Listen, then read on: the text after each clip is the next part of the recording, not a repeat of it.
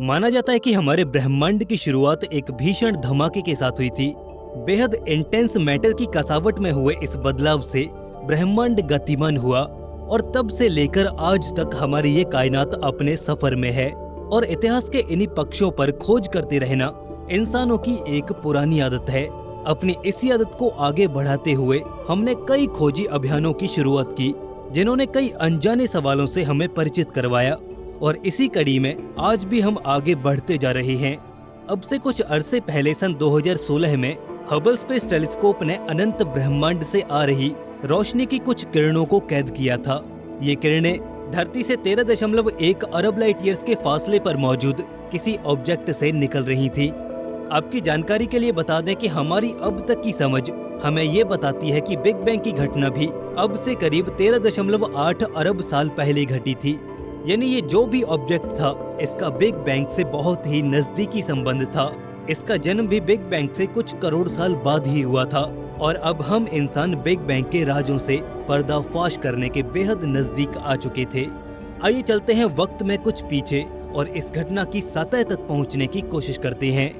सन 2016 की इस घटना का फॉलो अप लेते हुए हम आ पहुंचे हैं रिसर्चर्स के उस डेस्क पर जहां इस पूरी कहानी की नींव रखी गई थी। वास्तव में यह है नासा का गोडार्ड स्पेस फ्लाइट सेंटर, जिसके हबल कंट्रोल रूम में हर वक्त टेलीस्कोप के ऑपरेशंस पर नजर रखी जाती है।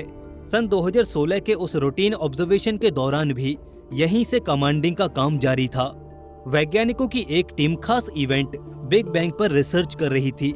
इस रिसर्च का आधार था ब्रह्मांड की शुरुआत का पता लगाना, बिग बैंग से आई बदलावों को ट्रैक करना और तो और बिग बैंग की वास्तविकता को परखना। लिहाजा इंसानों के पास इस ब्रह्मांड की उत्पत्ति को लेकर जो एक सबसे मजबूत तर्क था, वो यही विस्फोट है। मगर एस्ट्रोनॉमी जगत की अधिकतर थ्योरीज की तरह ये भी एक हाइपोथेसिस यानी कि एक परिकल्पना ही है, जो कुछ वैज्ञानिकों की कसौटी पर पूरी तरह से खरी उतरती है। मगर इस पर भी किस हद तक भरोसा किया जा सकता है, इसी सवाल का जवाब पाना ही तो हमारी इस रिसर्च का उद्देश्य था, जिसे पूरा करने की कड़ी में वैज्ञानिकों ने अपने काम की शुरुआत की हबल के ऑब्जर्व डेटा की छानबीन से। असल में यह हबल इंटेंसिव ऑब्जर्वेशन का रीफाइंड डेटा था, जिसे अब वैज्ञानिकों की ये टीम स्टडी करने वाली थी। वास्तव में जब सन 1990 में इस टेलीस्कोप को लॉन्च किया गया था, उस दौर में ये टेलीस्कोप एक इंसानी आंख की अपेक्षा 4000 गुना ज्यादा लाइट कैप्चर कर सकता था। इसका ग्रेफाइट एपॉक्सी से बना ऑप्टिकल सिस्टम लाइट को लेकर बेहद ही ज्यादा सेंसिटिव है, जो कि इसे नॉर्मल विजिबल लाइट के साथ ही नियर अल्ट्रावायलेट और नियर इंफ्रारेड को देखने में भी सक्षम बनाता है। योजना के अनुसार ये टेलीस्कोप 10 से 11 बिलियन लाइट ईयर्स की दूरी तक देखने के लिए डिजाइन किया गया था। मगर इस ऑब्जर्वेशन में इसकी लिमिट को पुश करके इसे 13 बिलियन लाइट ईयर्स के फासले तक लेकर जाया गया। बता दें कि ब्रह्मांड की रचना हुए भी 13.8 बिलियन साल बीत चुके हैं और बिग बैंग के इतना नजदीक पहुंचने वाला ये अब तक का सबसे पहला और इकलौता ऑब्जेक्ट है। दरअसल जब कभी स्पेस में कोई भी ऑब्जेक्ट अपने अस्तित्व में आता है तो कुछ ऑप्टिकल चेंजेस कैरी आउट करता है, जिससे रोशनी उत्पन्न होती है। और यही रोशनी की किरणें जब उस ऑब्जेक्ट से रेडिएट होकर स्पेस में जाती हैं, तो अगले कई लाइट ईयर्स तक यूं ही ट्रेवल करती रहती हैं। ऐसे में जब इन्हीं लाइट रेज को कैप्चर कर इमेजिंग की जाती है, तो हमें तैयार हुई उस तस्वीर में उस ऑब्जेक्ट का वो पुराना रूप देखने को मिलता है, जो उस दौर में हुआ करता था जब ये लाइट रेज स्पेस में एमिट हुई थी। तो आई एम श्योर अब आप लाइट के इस फंडे से जरूर परिचित हो गए होंगे। तो फिर आइए अब वापस रुख करते हैं हबल के बिग बैंग कनेक्शन से। असल में अब से 6 साल पहले भी कुछ ऐसा ही हुआ था, जब हबल ने 13.4 बिलियन लाइट ईयर्स की दूरी पर मौजूद एक गैलेक्सी GN-Z11 से आ रही लाइट रेज को कैप्चर किया था। ये पहली बार था जब इंसानों ने बिग बैंग के इतना करीब अप्रोच किया हो। एक गैलेक्सी की तस्वीर ने कई सारी कॉस्मिक मिस्ट्रीज से पर्दाफाश कर दिया था, क्योंकि अब हम बिग बैंग के जस्ट बाद बनने वाले गैलेक्टिक ऑब्जेक्ट्स के नजारे ले रहे थे। ये गैलेक्सी हमें शुरुआती ब्रह्मांड की कुछ बेहद ही अहम बातों की जानकारी दे रही थी और बिग बैंग को लेकर अपनी समझ में विस्तार करने के लिए हमने इसी गैलेक्सी से मिले डेटा को आधार बनाया। ऐसे में इस गैलेक्सी की केमिकल कॉम्पोजिशन से लेकर कोरल शिफ्ट तक हर एक छोटी से छोटी बात एंशिएंट यूनिवर्स को समझने के लिए एक अहम सुराग था।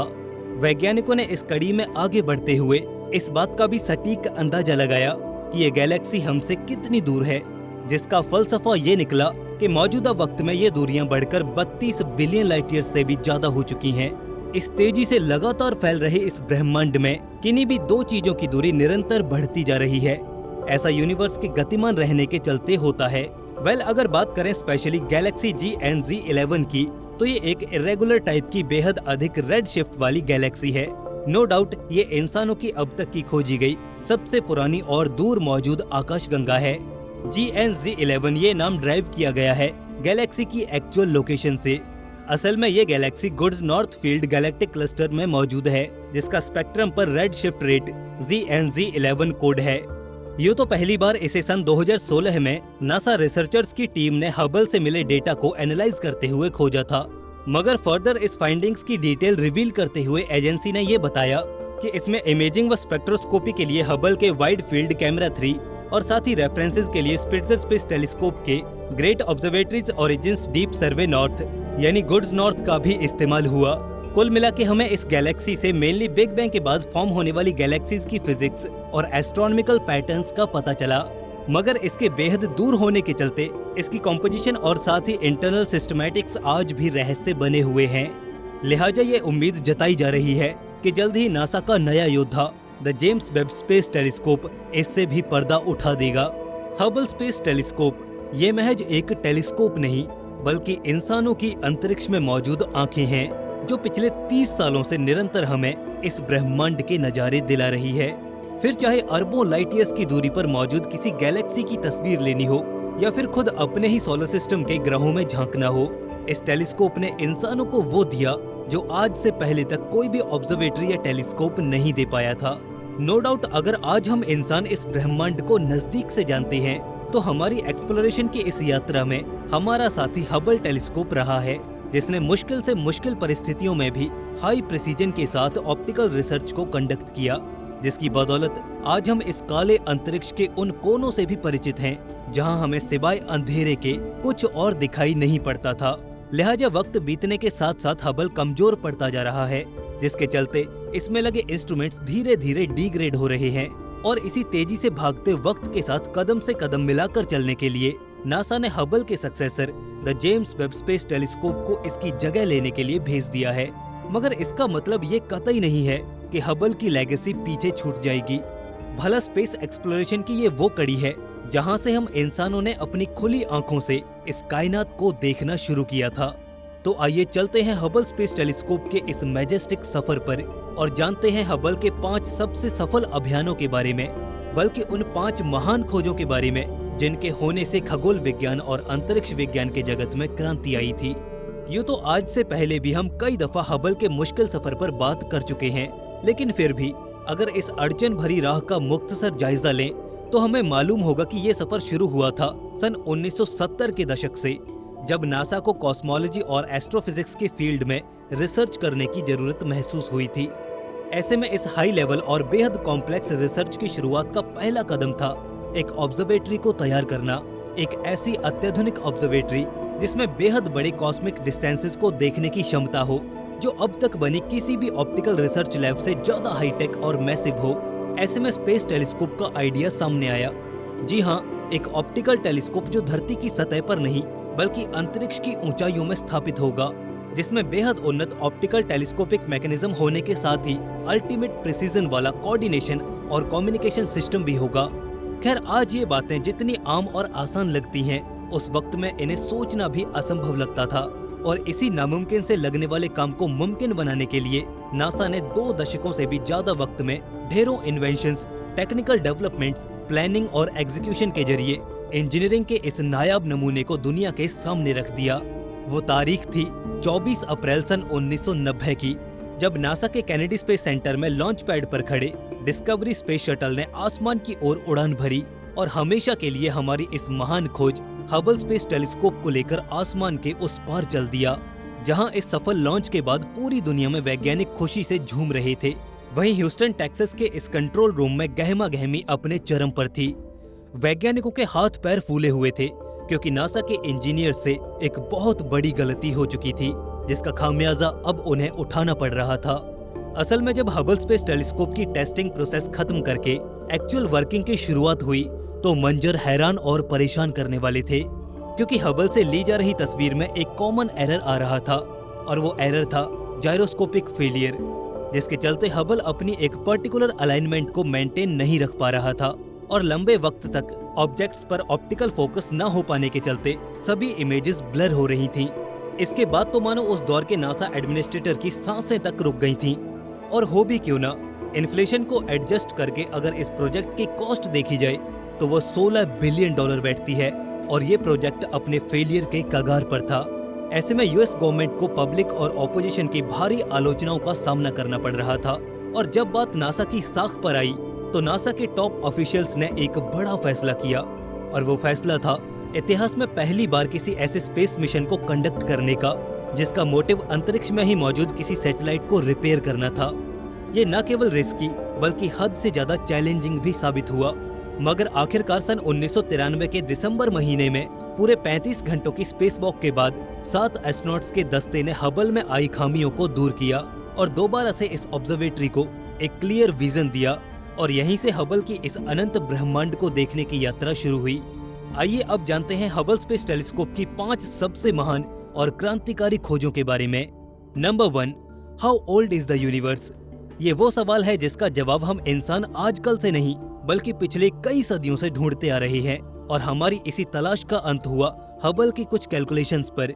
असल में सन 1920 के दशक में जब सर एडविन हबल ने एक्सपेंडिंग यूनिवर्स के कॉन्सेप्ट पर रिसर्च करना शुरू किया तो उन्होंने ये पाया कि हमारी गैलेक्सी मिल्की वे के परे और भी बहुत सी गैलेक्सीज एग्जिस्ट करती हैं।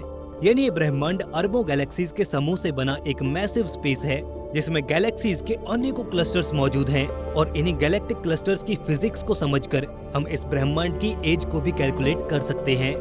वैसे एज को कैलकुलेट करने के और भी बहुत से तरीके हैं, लेकिन यहाँ पर हबल ने भी यूनिवर्स की एज को कैलकुलेट करने में हमारी बहुत मदद की थी। एस्ट्रोफिजिक्स के लिए ये कॉन्सेप्ट पूरी तरह से नया था, जिसमें एज के कैलकुलेशन के लिए मैटर नहीं बल्कि एस्ट्रोफिजिकल ऑब्जेक्ट्स का बेहद प्रिसाइजली एनालिसिस किया जाना था और इसी कैलकुलेशन के लिए हमें डेटा मुहैया कराया the great Hubble space telescope ने। और यही वजह है कि आज हम ये जान पाए हैं कि हमारा ये ब्रह्मांड आज से 13.8 बिलियन साल पहले अस्तित्व में आया था। Number 2, the rate of the universe expansion. Big bang theory का एक हिस्सा एक्सपेंड हो रहे यूनिवर्स की ओर भी इशारा करता है। अब चूंकि बिग बैंग ही वो थ्योरी है जिसे हम इंसानों ने इस ब्रह्मांड के अस्तित्व का कारण माना है, ये थ्योरी हमें ये बताती है कि आखिर किस तरह से आज से तकरीबन 13.8 अरब साल पहले मैटर की कसावट में विस्फोट होने से ये ब्रह्मांड गतिमान हुआ और उसे भीषण धमाके के चलते आज भी पूरा ब्रह्मांड गतिशील है। हर पल हर क्षण सभी हेवनली बॉडीज फ्री स्पेस में मूव कर रही हैं। इन शॉर्ट बिग बैंग के इतने सालों बाद भी मैटर हमसे दूर जा रहा है। मगर यहाँ सवाल ये उठता है कि आखिर मैटर का ये एक्सपेंशन किस स्पीड से हो रहा है? असल में किस दर से ये दूरियां बढ़ रही हैं? इस सवाल का जवाब ढूंढने के लिए हबल की कैलकुलेशंस का सहारा लिया गया है। वैज्ञानिक समीक्षा के बाद मिले डेटा ने हमें ये बताया कि हमारी सृष्टि लगभग 70 किलोमीटर पर सेकंड पर मेगापार्सेक की गति से दूर जा रही है। यानी कि अगर कोई गैलेक्सी हमसे 1 मेगापार्सेक यानी लगभग 32.6 लाख किलोमीटर दूर है तो वो गैलेक्सी हमसे 70 किलोमीटर की गति से दूर जा रही है। इसी आधार पर यदि वो 2 मेगापार्सेक की दूरी पर है तो सिंपली वो हमसे 140 किलोमीटर पर सेकंड की स्पीड से दूर जा रही है। ये खोज इस यूनिवर्स को समझने के लिए बहुत अहम हो जाती है। बात करें अगर हबल की तीसरी महान खोज के बारे में तो वो थी ब्लैक होल्स को लेकर। जी हाँ, हबल स्पेस टेलीस्कोप ने हमें एस्ट्रोनॉमी की डीप नॉलेज देते हुए ये भी समझाया कि लगभग हर आकाशगंगा के बीचों बीच एक ब्लैक होल भी होता है, जिसे हम सुपरमैसिव ब्लैक होल के नाम से जानते हैं। ये ब्लैक होल ही गैलेक्सी पर पड़ रहे सभी रोटेशनल और एक्सियल फोर्सेस के लिए रिस्पॉन्सिबल होता है। यानी किसी भी गैलेक्सी के लिए एक ब्लैक होल ही फंडामेंटल ऑपरेटर होता है। यानी कल तक जिसे हम दानव समझते आ रहे थे वो रक्षक की तरह किसी गैलेक्सी को चलायमान रखता है। वैसे क्या आप जानते हैं कि हमारी गैलेक्सी मिल्की वे के पास भी अपना खुद का एक सेंट्रल सुपरमैसिव ब्लैक होल है, जिसे रिसेंटली वैज्ञानिकों ने देखा है। क्या आप भी उसे देखना चाहते हैं? अगर हाँ तो हमारे इस वीडियो को देखिए, लिंक आपको आई बटन और इस वीडियो के डिस्क्रिप्शन दोनों ही जगह पर मिल जाएगा। एनीवेज दोस्तों, अब आगे बढ़ते हैं हबल की चौथी सबसे बड़ी खोज प्लूटो की ओर।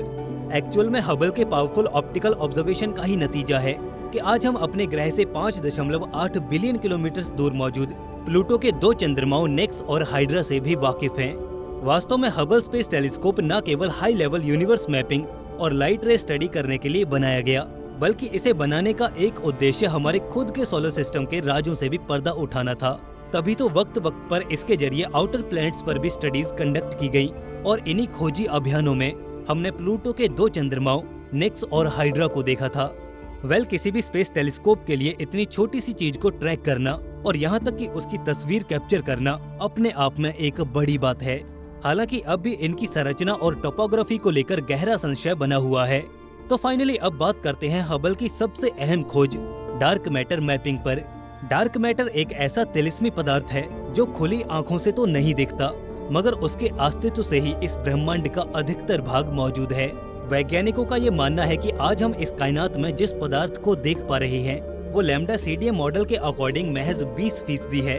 बाकी बचा हुआ 80% यही रहस्यमयी डार्क मैटर है। और इसी डार्क मैटर की तलाश में हबल ने ब्रह्मांड की फिजिक्स को समझा।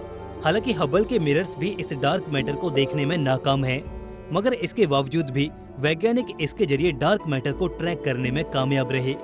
असल में उन्होंने हबल द्वारा ली गई 135 लेंस्ड इमेजेस, जिनके बैकग्राउंड में 42 अलग अलग गैलेक्सीज दिख रही थी, उन्हें पढ़ना शुरू किया।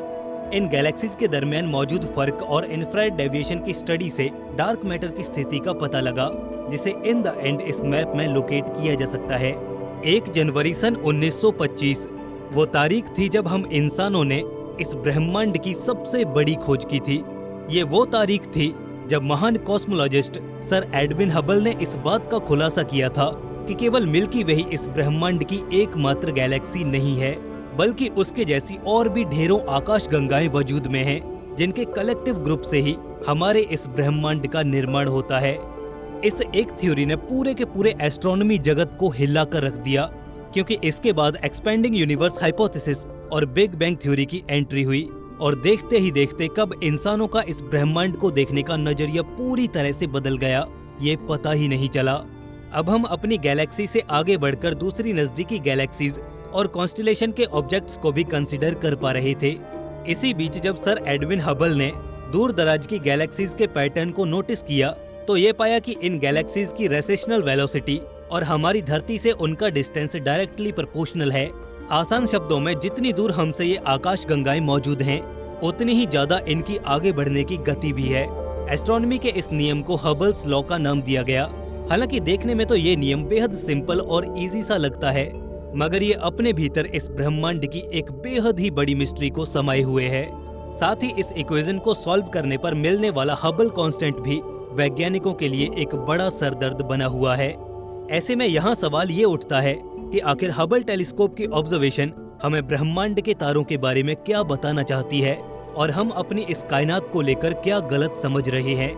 अंतरिक्ष विज्ञान के इस सभी मिथ्स को डिबंक करेंगे आज के इस एपिसोड में, तो बने रहें इस सफर में बिल्कुल अंत तक, because by the end of this video आप इस यूनिवर्स की सबसे बड़ी मिस्ट्री के सीक्रेट गेटवे से रूबरू हो चुके होंगे।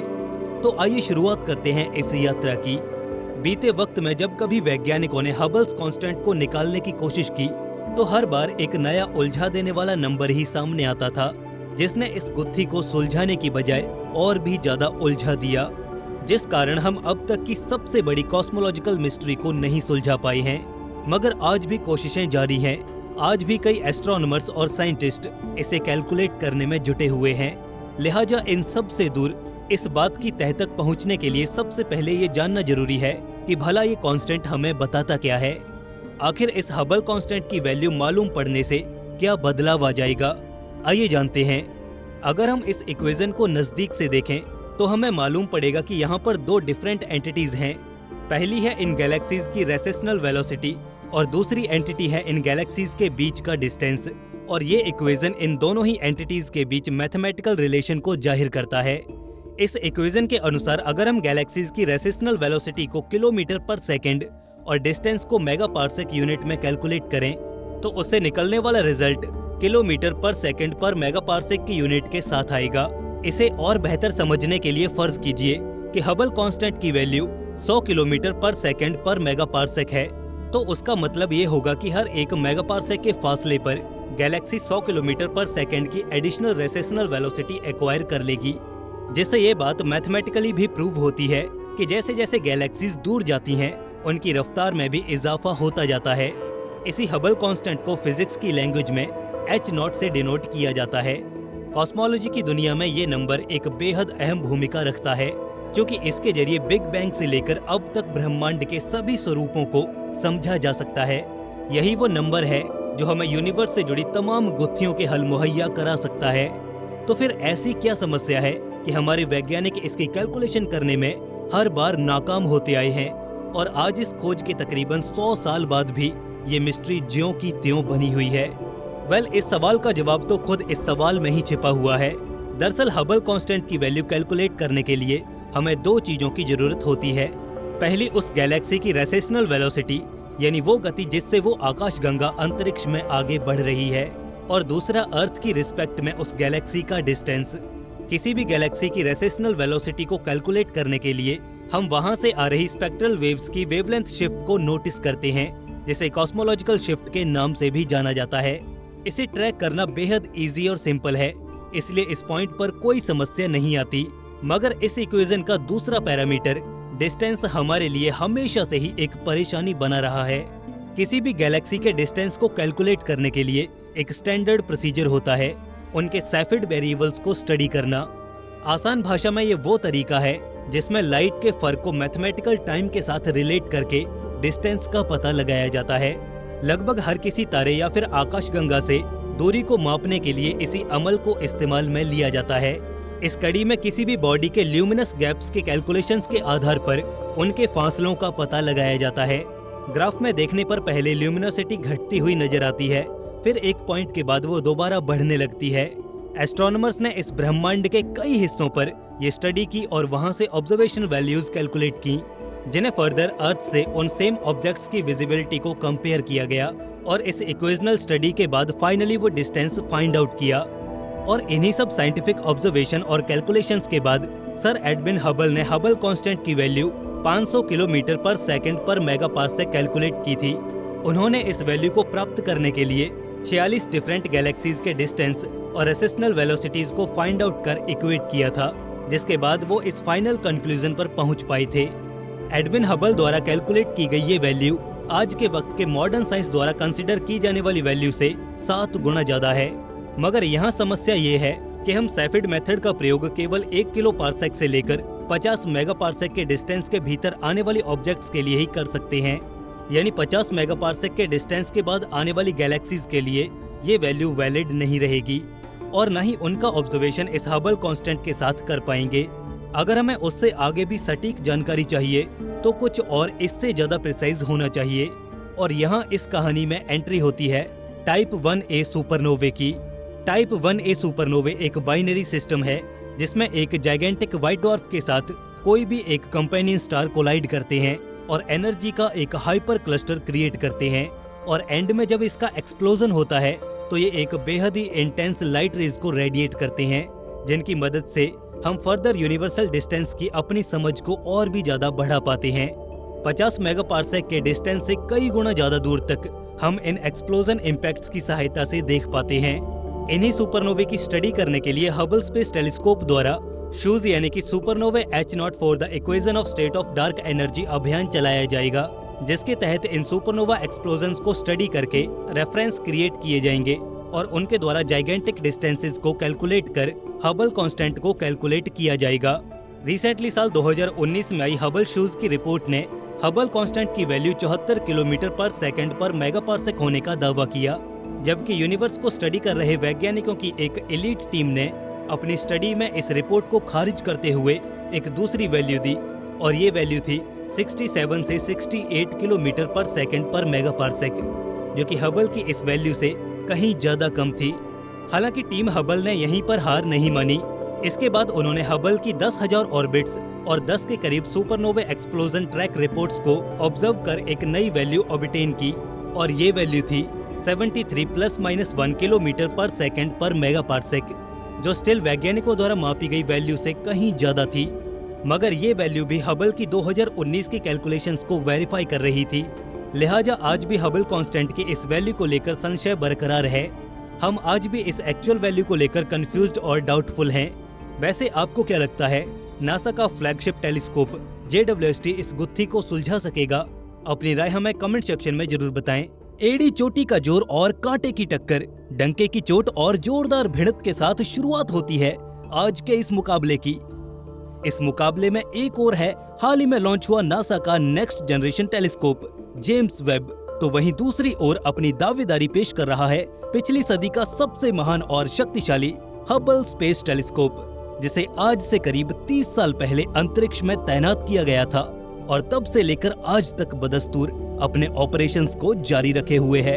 इस स्पेशल एपिसोड में हम इन दोनों ही लेजेंडरी टेलीस्कोप्स को कई अलग अलग एस्पेक्ट्स पर कंपेयर और जज करेंगे। साथ ही हबल स्पेस टेलीस्कोप द्वारा ली गई ब्रह्मांड की कुछ तस्वीरों को न्यूली रिलीज्ड वेब इमेजेस से भी कंपेयर करेंगे, जिससे हमें ये मालूम पड़ेगा कि आखिर दोनों में से कौन सा टेलीस्कोप इस मुकाबले का विजेता है। तो इस भिड़ंत का नतीजा जानने के लिए, इस ब्रह्मांड के तमाम रंगों को देखने के लिए इस वीडियो को अंत तक जरूर देखिएगा। आइए शुरुआत करते हैं इस कंपैरिजन की with a quick recap. Well, ये है नासा का हबल स्पेस टेलीस्कोप, जो कि एक पास्ट जनरेशन टेलीस्कोप है, क्योंकि अब इसका वारिस जेम्स वेब स्पेस टेलीस्कोप अंतरिक्ष की रणभूमि में उतर चुका है। तो ये बात तो जाहिर है कि इसमें यूज हुई टेक्नोलॉजी और इंस्ट्रूमेंट्स वेब के कंपैरिजन में काफी पुराने और कमजोर पड़ गए होंगे, जिसके चलते इसकी एक्टिव ऑपरेशनल स्ट्रेंथ में कुछ तो गिरावट आई ही होगी। लिहाजा आज भी ये सुदूर अंतरिक्ष में एक बहुत बड़े इलाके को देख पाने में काबिल है। आज भी ये अंतरिक्ष में हमें तस्वीरों का अपना कलेक्शन भेज रहा है, जिससे धरती पर बैठे वैज्ञानिकों और स्कॉलर्स को नई नई डिस्कवरीज और थ्योरीज गढ़ने में मदद मिल रही है। हबल स्पेस टेलीस्कोप का साइंस और एस्ट्रोनॉमी को लेकर कंस्ट्रक्शन फिनोमिनल था, जिसे शायद भविष्य का कोई भी टेलीस्कोप मैच नहीं कर पाएगा, और वो इसलिए क्योंकि हबल स्पेस टेलीस्कोप इस संसार का पहला स्पेस टेलीस्कोप था। And you know, first is always special. मगर फर्स्ट मूवर होने के साथ ही हबल एक फास्ट मूवर भी रहा। उसने सन 2000 से लेकर 2010 के दशक में कई हैरान कर देने वाली खोजें की। ब्रह्मांड और एस्ट्रोनॉमी के जिन सवालों में हम सदियों से उलझे हुए थे, हमें उनके जवाब दिलवाए, और आज ये बूढ़ा हो चला है तो अंतरिक्ष में इसकी जगह लेने को तैयार है इसका उत्तराधिकारी। ये है वॉयेजर 1, जिसे मानव सभ्यता ने सन 1977 में भेजा था।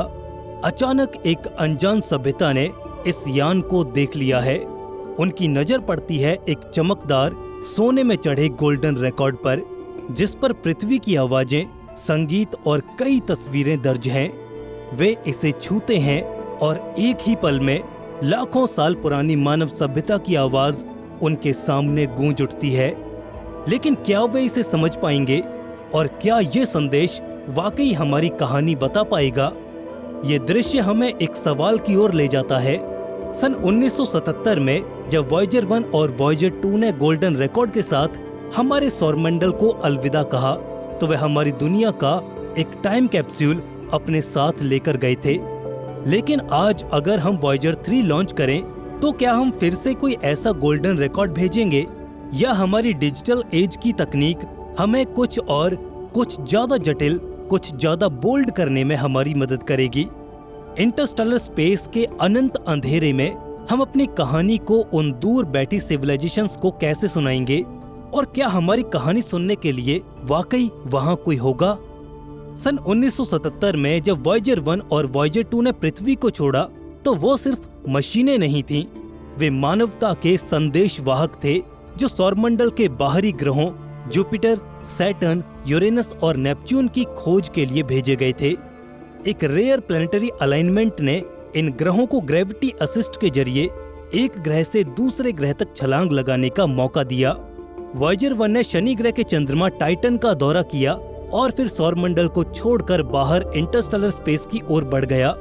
लेकिन वहीं वॉयेजर 2 ने यूरेनस और नेपच्यून तक की यात्रा की, और फिर वो भी सौरमंडल के बाहर की एक अनंत यात्रा पर निकल पड़ा। लेकिन इन यानों की असली ताकत उनकी खोज में नहीं, बल्कि उनके साथ ले जाए गए एक संदेश में थी, द गोल्डन रिकॉर्ड। एक विचार, ये विचार कार्ल सेगन और उनकी पत्नी एन का था।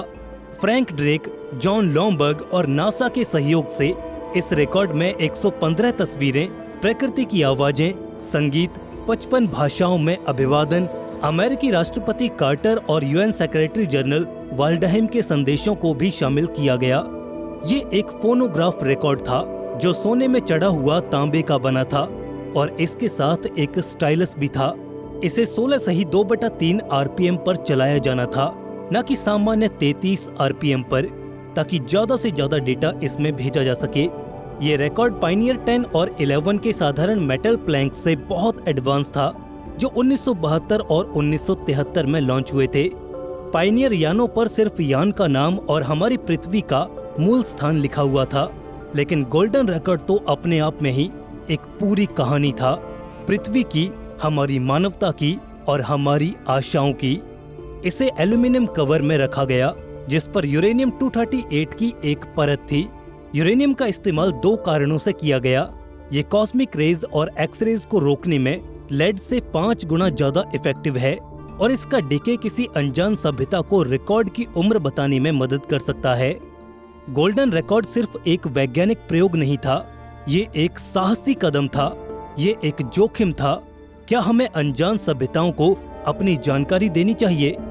कुछ का मानना था कि ये खतरनाक हो सकता है, लेकिन वॉयेजर यान इतने धीमे चल रहे हैं, करीब 56,000 से 61,000 किलोमीटर प्रति घंटा की स्पीड से, कि उन्हें हमारे नजदीकी तारे प्रॉक्सिमा सेंटोरी तक पहुंचने में ही 77,000 से 84,000 साल लग जाएंगे, और वो प्रॉक्सिमा सेंटोरी की ओर जा भी नहीं रहे।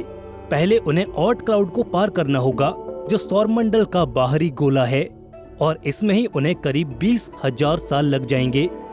ये इतना लंबा समय है कि हमारी कल्पना भी इसे छू नहीं सकती। 20,000 साल पहले इंसान स्टोन एज में थे। आज डिजिटल रेवोल्यूशन के दौर में हमारी तकनीक ने हमें कहां पहुंचा दिया है। अगर हम 20,000 साल बाद भी बचे रहे तो शायद हम खुद एक स्पेस फेयरिंग सभ्यता बन चुके होंगे। लेकिन सवाल वही है, अगर हम आज वॉयेजर 3 भेजें तो क्या हम फिर से गोल्डन रिकॉर्ड जैसा कुछ भेजेंगे, या हमारी तकनीक हमें कुछ और रास्ता दिखाएगी? क्या हमारा संदेश अब भी उतना ही सरल होगा, या हम कॉस्मिक ओशन में कुछ ज्यादा जटिल फेंकना चाहेंगे? वॉयेजर 1 और वॉयेजर 2 के गोल्डन रिकॉर्ड्स मानव सभ्यता की सबसे साहसिक कोशिशों में से एक है।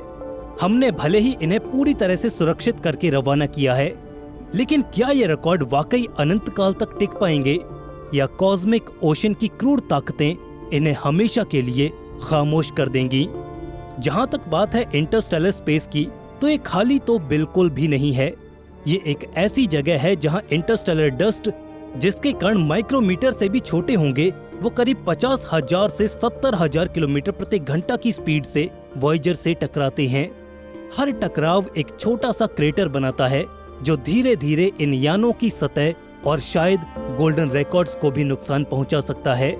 ये कण इतने छोटे हैं कि इनका आकार 1 मिलीमीटर के 1,000वें हिस्से जितना है, लेकिन उनकी गति उन्हें घातक बनाती है। इसके अलावा सोलर विंड से निकलने वाले चार्ज्ड पार्टिकल्स और सुपरनोवा या ब्लैक होल से आने वाले कॉस्मिक रेज गोल्डन रिकॉर्ड के क्रिस्टलाइन स्ट्रक्चर से एटम्स को उड़ा सकते हैं। समय के साथ लाखों करोड़ों साल में ये प्रोसेस रिकॉर्ड्स को कमजोर कर सकती है। नासा ने इस खतरे को तो पहले ही समझ लिया था, इसलिए गोल्डन रिकॉर्ड्स को एक एल्यूमिनियम कवर में रखा गया है, जिस पर यूरेनियम 238 की एक कोटिंग की गई है, जो इसे इंटरस्टेलर स्पेस के हार्श एनवायरनमेंट से बचाए रखेगा। इस कवर पर एक इन्फोग्राफिक भी बनाया गया है, जो बताता है कि रिकॉर्ड को आखिर चलाना कैसे है। लेकिन सवाल यह है कि एक अनजान सभ्यता, जो शायद पूरी तरह से अलग ही टेक्नोलॉजी का इस्तेमाल करती होगी, आखिर वो इसे कैसे समझ पाएगी?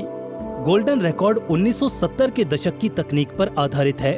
एनालॉग वेवफॉर्म में 512 वर्टिकल लाइंस वाली तस्वीरें और ध्वनियां, ये उस समय का चमत्कार था, लेकिन आज ये पुराना लगता है। निक ओबक जैसे वैज्ञानिकों ने कैप्टन एस्ट्रोनॉमिकल इंस्टीट्यूट में ये कैलकुलेट किया है कि वॉयेजर स्पेसक्राफ्ट्स के अलग अलग रास्तों का असर उनके गोल्डन रिकॉर्ड्स पर क्या पड़ेगा। वॉयेजर 2 रॉस 248 नाम के एक रेड ड्वार्फ तारे की ओर जा रहा है, जो करीब 1.7 लाइट ईयर्स की दूरी पर है, और यहाँ तक पहुँचने में इसे 30,000 साल से भी ज्यादा का समय लग जाएगा। हालांकि ये कम इंटरस्टेलर डस्ट का सामना करेगा, लेकिन वॉयेजर 1 जो गैलेक्सी के ज्यादा घने डस्ट क्लाउड से होकर गुजरेगा, उसका कवर शायद ज्यादा और जल्दी घिस जाएगा, जिससे रिकॉर्ड को नुकसान होने का खतरा भी बढ़ जाएगा। लेकिन फिर भी वैज्ञानिकों का अनुमान है कि ये रिकॉर्ड्स करीब 5 अरब साल तक टिक सकते हैं। लेकिन तब तक मिल्की वे और एंड्रोमेडा गैलेक्सी का टकराव होगा। इस कोलिजन में वॉयेजर्स का क्या होगा? ओबर के मॉडल बताते हैं कि 20% संभावना है कि वॉयेजर्स इस दौरान नई गैलेक्सी से बाहर फेंक दिए जाएं, इंटर गैलेक्टिक स्पेस में, जहां हाई एनर्जी कॉस्मिक रेज और भी ज्यादा खतरनाक हो जाएंगी। क्या गोल्डन रिकॉर्ड्स इससे बच पाएगा? और अगर हम वॉयेजर 3 भेजें तो क्या हम फिर से ऐसी एनालॉग तकनीक पर भरोसा करेंगे या हमारी आधुनिक तकनीक हमें नया रास्ता दिखाएगी? गोल्डन रिकॉर्ड ने सन 1970 के दशक में मानवता की कहानी को इंटरस्टेलर स्पेस तक पहुंचाने का साहस किया। ये एक फोनोग्राफिक रिकॉर्ड था जो उस समय की सबसे विश्वसनीय तकनीक पर बनाया गया था। लेकिन आज हम एक डिजिटल रेवोल्यूशन के युग में जी रहे हैं। अगर हम वॉयेजर 3 लॉन्च करें तो क्या हम फिर से ऐसी एनालॉग तकनीक पर भरोसा करेंगे या हमारी आधुनिक तकनीक हमें कुछ ज्यादा शक्तिशाली, ज्यादा जटिल और ज्यादा जोखिम भरा रास्ता दिखाएगी? आज की दुनिया में डेटा स्टोरेज का मतलब है टेराबाइट्स, पेटाबाइट्स और नैनो स्केल तकनीक। फ्यूज्ड क्वार्ट्ज डिस्क जो फेम्टोसेकंड लेजर से लिखी जाती है, ये वॉयेजर 3 के लिए एक क्रांतिकारी विकल्प हो सकता है। एक 12 सेंटीमीटर की quartz disc 360 terabyte data store कर सकती है, गोल्डन रिकॉर्ड की तुलना में लाखों गुना ज्यादा, और ये डिस्क 14 अरब साल तक टिक सकती हैं, यानी हमारे सूरज के जीवन काल से भी ज्यादा। गोल्डन रिकॉर्ड में 115 तस्वीरें, कुछ संगीत और 55 भाषाओं में अभिवादन थे, लेकिन एक क्वार्ट्ज डिस्क में हम पूरी किताबें, वीडियोस, वैज्ञानिक डेटा और शायद पूरे इंटरनेट को संक्षेप में समेट सकते हैं। लेकिन यहीं एक रहस्यमयी चुनौती सामने आती है।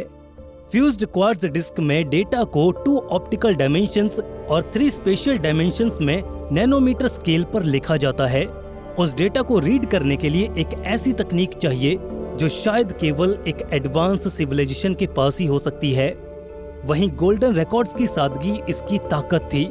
एक स्टाइलस और कुछ निर्देशों के साथ कोई भी इसे चला सकता था, लेकिन क्वार्ट्ज डिस्क को पढ़ने के लिए एक लेजर टेक्नोलॉजी और नैनो स्केल डिकोडिंग की जरूरत होगी। क्या हम ये जोखिम लेने के लिए तैयार हैं कि कोई अनजान सभ्यता हमारी जटिल तकनीक को समझ ही ना पाए? एक सवाल और है, अगर हम वॉयेजर 3 के साथ एक इलेक्ट्रॉनिक रीडर भेजें तो क्या वो इंटरस्टेलर स्पेस के कठोर हालात में टिक पाएगा? कॉस्मिक रेज, इंटरस्टेलर डस्ट और चार्ज्ड पार्टिकल्स लाखों सालों में किसी भी इलेक्ट्रॉनिक डिवाइसेस को नष्ट कर सकते हैं। फ्यूज्ड क्वार्ट्ज डिस्क भले ही 14 अरब साल तक टिके, लेकिन उसे पढ़ने वाला इक्विपमेंट शायद कुछ हजार सालों में ही बेकार हो जाएगा। फिर हमारा संदेश, चाहे वो कितना ही डिटेल्ड क्यों न हो, वो हमेशा के लिए खामोशी में खो जाएगा। गोल्डन रिकॉर्ड्स की ताकत उनकी सादगी थी। वो एक विनाइल रिकॉर्ड की तरह था जिसे कोई भी बिना जटिल तकनीक के समझ सकता था। लेकिन आज हमारी डिजिटल दुनिया हमें ज्यादा डेटा, ज्यादा कहानियां और ज्यादा जटिल संदेश भेजने का मौका तो देती है, लेकिन सवाल यह है कि क्या हम मात्रा को चुनेंगे या सादगी को? क्या हम चुनेंगे कि हमारा संदेश हर सभ्यता तक पहुंचे या केवल सबसे उन्नत सभ्यताओं तक? और अगर हम वॉयेजर 3 भेजें तो क्या हमारा संदेश कॉस्मिक ओशन में एक चमकता सितारा बनेगा जो हर किसी को दिखेगा, या फिर एक खामोश मलबा बनकर रह जाएगा? वॉयेजर 1 और वॉयेजर 2 के गोल्डन रिकॉर्ड्स ने मानव सभ्यता की कहानी को इंटरस्टेलर स्पेस में भेजने का साहस किया। ये एक ऐसी कोशिश थी जो आशा और जिज्ञासा से भरी थी। लेकिन अगर हम वॉयेजर 3 आज लॉन्च करें तो क्या हम फिर से ऐसा ही कोई संदेश भेजने की हिम्मत भी करेंगे? लेकिन इस बार सवाल और भी बड़ा है, क्या हमें अपनी मौजूदगी ब्रह्मांड में उजागर करनी चाहिए? गोल्डन रिकॉर्ड्स को बनाते समय कुछ लोगों ने चेतावनी दी थी, क्या हमें अनजान सभ्यताओं को अपनी जानकारी देनी चाहिए, जैसे कि हमारा स्थान, हमारी संस्कृति और हमारी कमजोरियां? क्या कोई हॉस्टाइल एलियन सिविलाइजेशन इस जानकारी का गलत इस्तेमाल कर सकती है? लेकिन आज ये सवाल और भी ज्यादा गंभीर हो गया है। वॉयेजर स्पीड ऑफ लाइट की तुलना में बेहद धीमा है।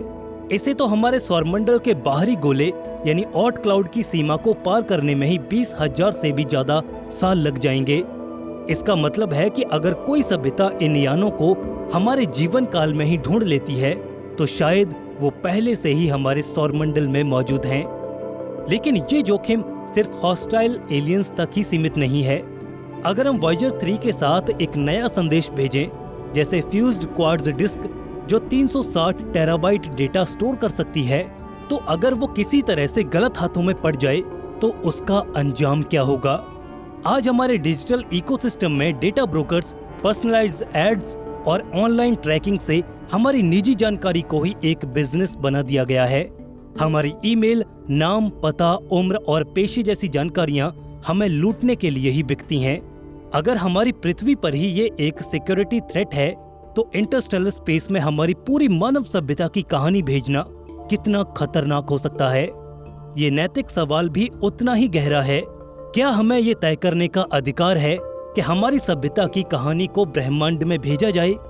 अगर हम वॉयेजर 3 के साथ अपनी पूरी डिजिटल हिस्ट्री, हमारे युद्ध, हमारी गलतियां, हमारी उपलब्धियां, अगर हम ये सब भेजते हैं तो क्या हम अनजाने में अपनी कमजोरियों को उजागर कर रहे होंगे, या ये हमारी जिम्मेदारी है कि हम कॉस्मिक ओशन में अपनी आवाज छोड़ें, ये दिखाने के लिए कि हम थे, हमने सपने देखे और हमने कोशिश की।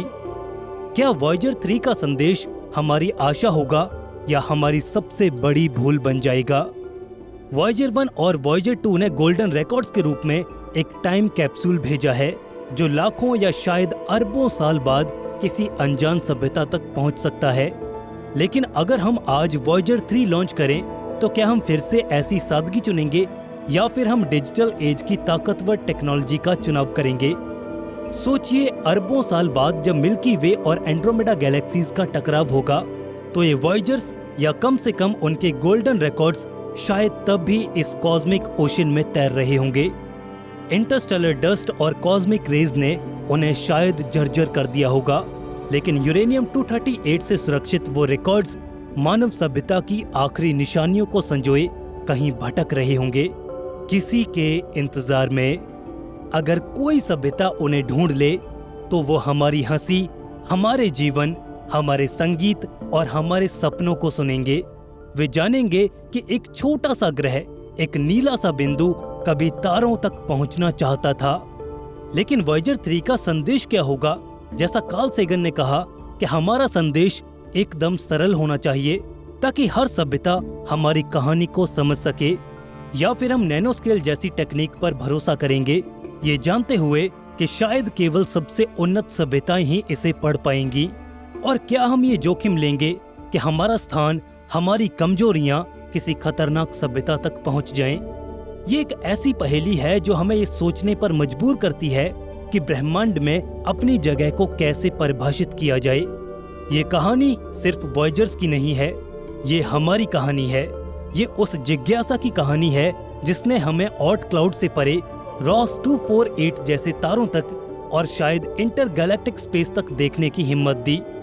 दोस्तों, अगर आप भी इस कॉस्मिक जर्नी से उत्साहित हैं तो आप हमारे चैनल के मेंबर बनकर हमें सपोर्ट कर सकते हैं, जिससे कि हम ऐसा ही और कंटेंट आपके सामने पेश कर पाएं। दोस्तों, आपको ये वीडियो कैसा लगा? अगर आपको ये वीडियो पसंद आया तो इसे लाइक और अपने दोस्तों के साथ शेयर जरूर कीजिए। ऐसे ही और वीडियोस के लिए चैनल को सब्सक्राइब करके बेल नोटिफिकेशन ऑन जरूर कर लें। दोस्तों, जल्द मिलेंगे ऐसे ही एक और नई वीडियो के साथ। तब तक के लिए स्टे क्यूरियस, बी हैप्पी। नमस्कार।